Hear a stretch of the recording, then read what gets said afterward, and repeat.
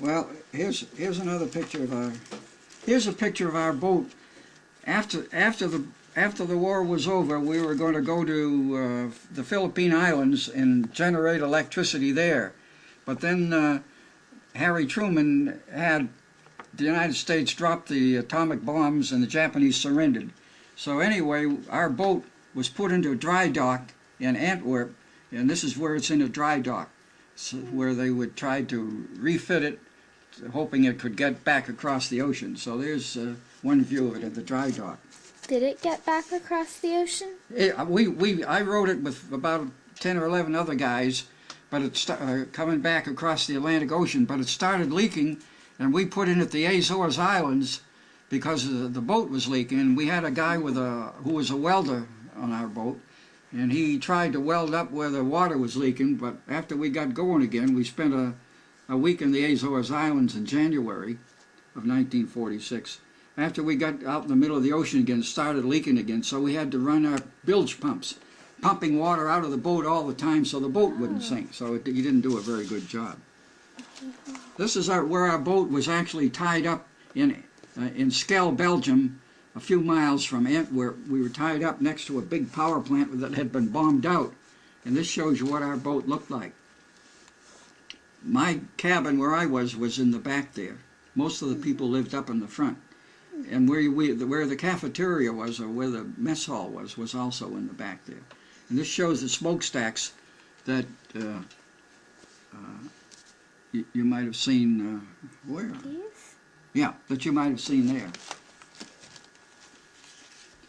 And here's a front view. Here's a front view taken from high up at that location, and high up at the base of the big chimney. This is the power plant. This is the Belgian power plant. A friend of mine and I were up there, and this is already many feet high, and then these smokestacks themselves were a few hundred feet up from there. Wow. So this picture was taken from up there somewhere.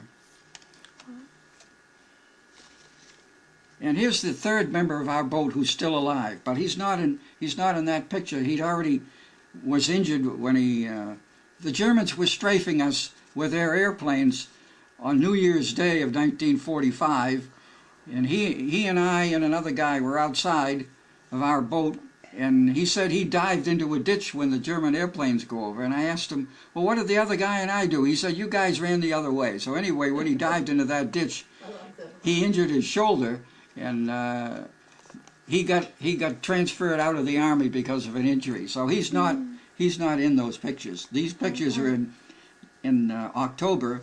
And this guy left our boat at around in January or February, I guess, of 1945. He was long gone. But he and I and one other guy are the only three alive as far as we know.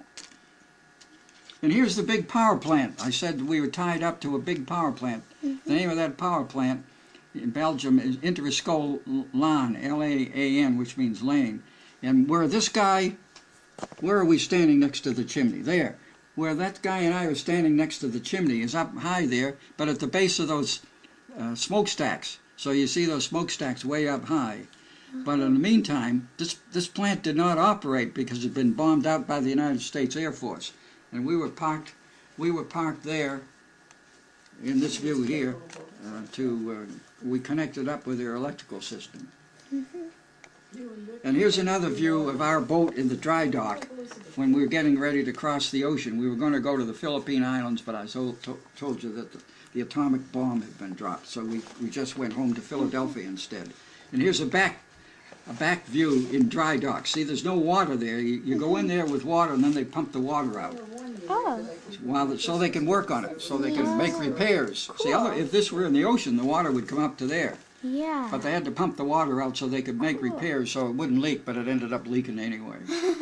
So we would have been going to Philippine Islands, but the atomic bomb was dropped. What would you have done in the Philippines? Oh, we were going to do the same thing, tie up to where they had a power plant like that, that had been ruined by the Japanese, and we would have generated electricity.